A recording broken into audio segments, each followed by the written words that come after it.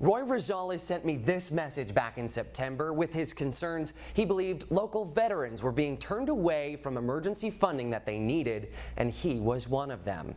After months of research, digging through paperwork, and bringing these concerns to the attention of Benton County officials, we found a problem that could hurt men and women who fought for our country. It really boggled my mind, and it made me feel a little bit unworthy.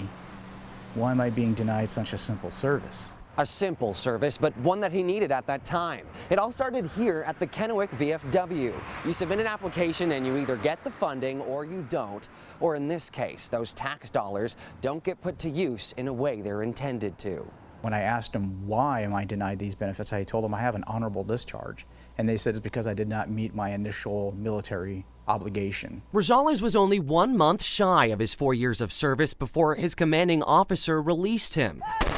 His obligation ended there. The state of Washington legally defines a veteran with multiple definitions. You either meet one or the other and you're a veteran.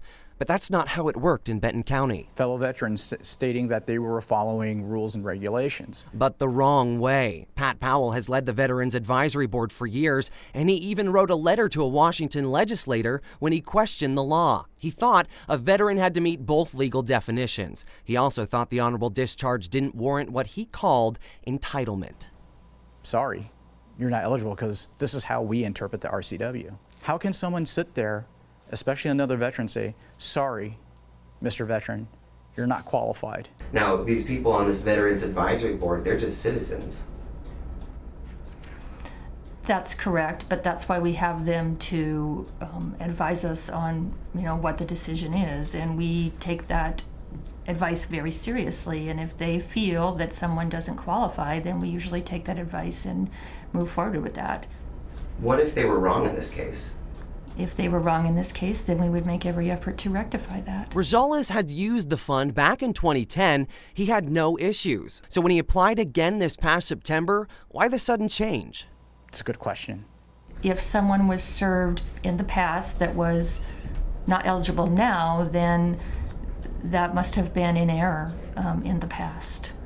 And that's, really all I can say about it. So you think it was an error in the past and not an error currently? Mm-hmm. Rosales decided he wanted to appeal the decision, not just for himself, but for a number of other local veterans who could be in the same boat. How long and how much more do other veterans like myself who are being, let's say, discriminated against or chosen from are going to suffer when we are in need? Benton County commissioners recently heard both sides at a special hearing, and after noticing the mistakes made, granted Rosales his appeal. A veteran is a veteran in my eyes. Doesn't matter if he lives in a mansion or he lives in a cardboard box. We all served. There's a brotherhood, and we need to respect that. Because of his appeal and the concerns that he brought up, the county will change their policy and the way they deal with the Veteran Relief Fund, making sure that the money gets to the right people. In the studio, Granese, NBC Right Now.